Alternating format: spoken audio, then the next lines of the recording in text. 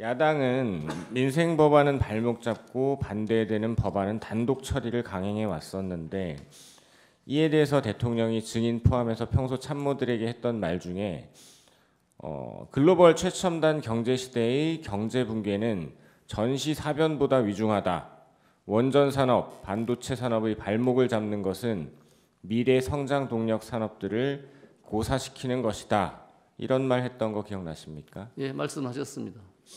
경제 활성화 그리고 반도체 산업 등 성장 동력 확충을 위한 반도체 특별법, 기업 밸류업 프로그램 이게 모두 야당의 반대로 표류되고 있었죠. 예, 그렇습니다.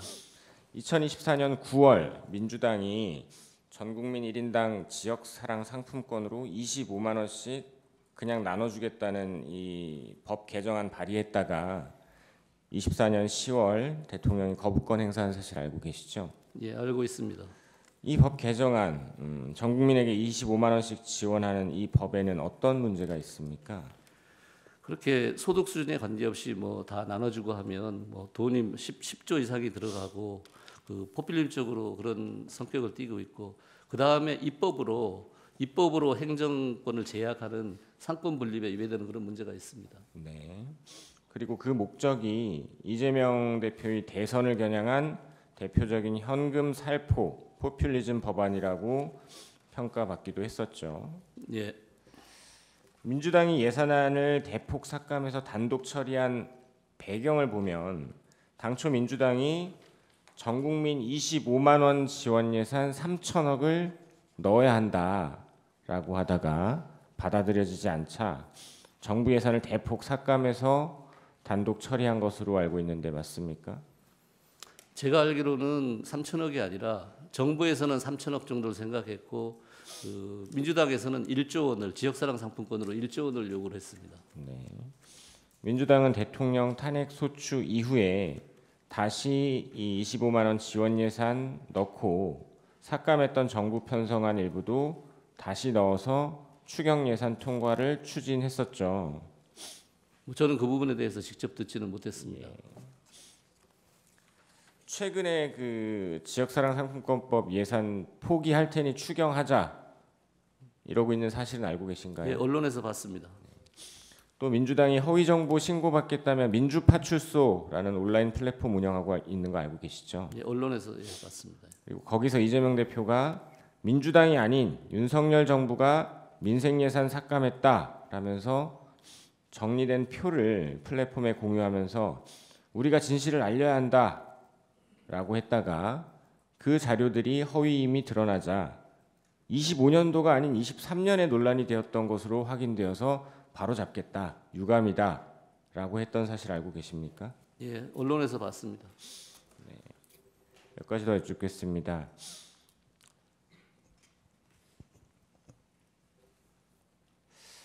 증인은 아까 청구인 측에서 제시한 경제부총리에게 주었다는 쪽지 주는 거 본 적 있으십니까? 없습니다.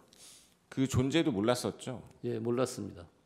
비상계엄 전후로 그러니까 전에 비상계엄 선포 전에 대통령 또는 경제부총리로부터 관련 내용 전달받은 거 있으십니까? 전혀 없습니다.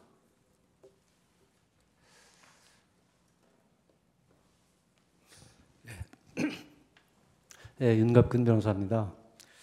방금 추경 예산 언급하신 것을 봤다고 알고 계시다고 하셨죠? 예, 뭐 언론 보도 언론 같이 보도를 구체적으로 예, 예. 네. 실제 그 야당 이재명 대표가 추경 예산을 언급을 했습니다.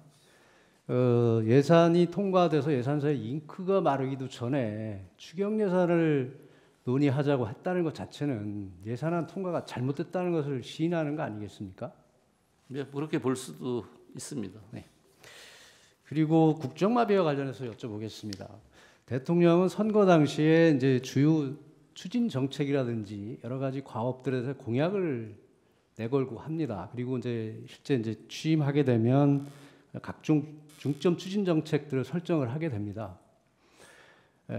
그런 정책 공약이나 중점 추진 정책을 추진하는데 각종 예산이 필요하고 법안이 필요합니다. 근데 지금 거대 야당에 의해서 그 중요 정책에 대한 각종 예산들이 삭감되고 법안이 발목을 잡혀서 추진을 할 수가 없는 상황이 됐습니다. 그리고 야당 대표나 야당에 대한 어떤 수사나 조사를 했다는 이유로 검찰, 경찰, 감사원들의 특활비, 활동비를 전부 삭감을 했습니다. 그럼으로써 마약 사범이 넘치고 이렇게 치안이 불안해지는 그런 상황이 야기됐습니다. 결국 정부 입장에서는 중요 정책을 추진할 수도 없고 정부가 책임져야 되는 치안이 불안해진다면 이것을 국가 위기 상황이라고 판단하는 것은 당연하지 않겠습니까? 예, 뭐 그런 측면으로 판단할 수 있습니다. 그리고 아까 청구인 측에서 비상계엄의 대외 신인도 추락과 경제가 더 나빠졌다는 언급을 잠깐 한 것 같습니다.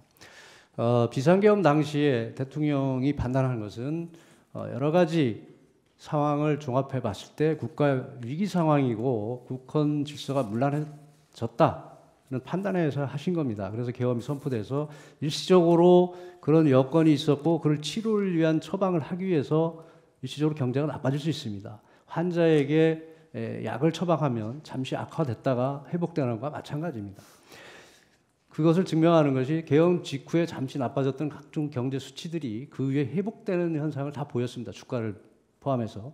그런데 다시 경제가 나빠지기 시작한 것은 대통령에 대한 내란몰이가 시작되고 추가로 총리를 비롯한 줄탄핵들이 이어졌습니다. 이런 것들이 외국에는 정말 좋지 않은 사인을 줘서 이것이 대외 신인도를 추락하는 원인이 됐고 경제를 더 나쁘게 하는 원인이 됐다고 생각하지 않으십니까? 예, 뭐 그런 측면도 있습니다. 그리고 대통령께서 혹시 이런 논의를 하신 적 있습니까? 서민 경제 활성화를 위해서 조금이라도 서민 경제를 좀 좋아지게 하기 위해서는 소비를 촉진시켜야 된다. 소비가 활성화돼서 이게 선순환 구조로 돌아가야 생산이 되고 경제가 활성화된다는 측면에서 소득세법이나 상증세법, 상속세법, 증여세법 그리고 법인세법들을 개정해서 좀 소비를 촉진시켜야겠는데 지금 거대 야당의 어떤 법안 발목 잡기에 발목을 잡혀서 한치도 못 나가고 있다. 이거에 있어서 안타까워하신 말씀을 들어본 적이 있습니까? 예, 많이 들었습니다. 그런 것들이 지금 이 비상계엄의 원인이 됐다고 판단을 하고 있고 그런 것을 통해서 이 비상계엄을 통해서 정상적으로 이 경제도 활성화시키고 어떤 국가 헌법 헌정 질서도 바로 잡아야 되겠다는 판단에서 하신 거라고 생각이 되는데 동의하십니까? 예, 아까도 말씀드렸지만 최종 판단은 헌법재판소에서 하지만 제 의견은 그 이어지는 줄탄핵이라든지 그 경제 부담, 재정 부담이 많은 입법 문제 그리고 예산 단독 삭감 이게 다 종합적으로 작용되지 않았나 생각을 합니다. 헌법 제77조는 전시 사변 그에 준하는 국가 비상사태 일대에만 비상계엄을 선포하라고 했지 예산 문제를 가지고 비상계엄을 선포하라 하고는 규정하고 있지 않습니다.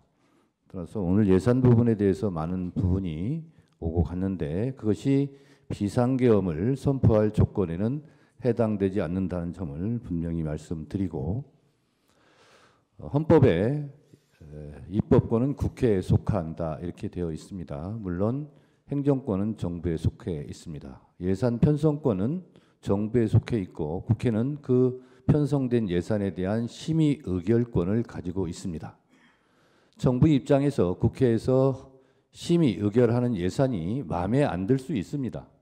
그런데 마음에 안 드는 예산이 책정, 결정, 의결되었다고 하여 그때마다 불만을 품고 비상계엄을 선포해야 한다면 아마 매년 비상계엄을 선포해야 될지도 모르겠습니다. 그래서 오늘 예산이 사실 탄핵심판의 쟁점이 아님에도 불구하고 쭉 들어본 결과 청구인으로서 그런 생각이 좀 들었다는 말씀을 드립니다.